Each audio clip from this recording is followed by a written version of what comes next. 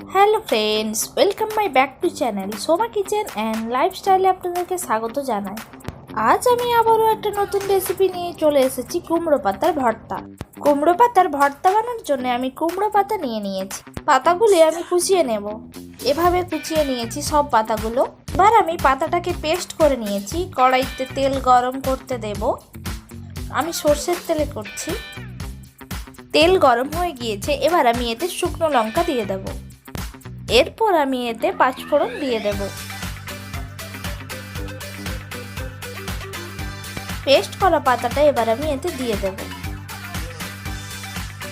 বন্ধুরা, আমাকে কমেন্ট করে জানাবেন আপনারা এই কুমড়ো পাতাকে কিভাবে রেসিপি বানান। এবার আমি এতে 1 চামচ হলুদ দিয়ে দেব আর 1 চামচ লবণ দিয়ে দেব।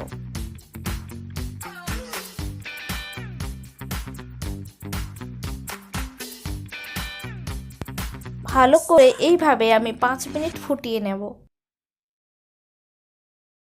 এইভাবে আমার রেসিপিটা হয়ে গিয়েছে। এবার আমি নামিয়ে নেব। বন্ধুরা, রেসিপিটি আপনাদের যদি ভালো লেগে থাকে তাহলে লাইক করবেন, কমেন্ট করবেন, শেয়ার করবেন, সাবস্ক্রাইব করবেন, পাশে থাকা বেল আইকন অন করে দেবেন পরবর্তী আপডেট পাওয়ার জন্য।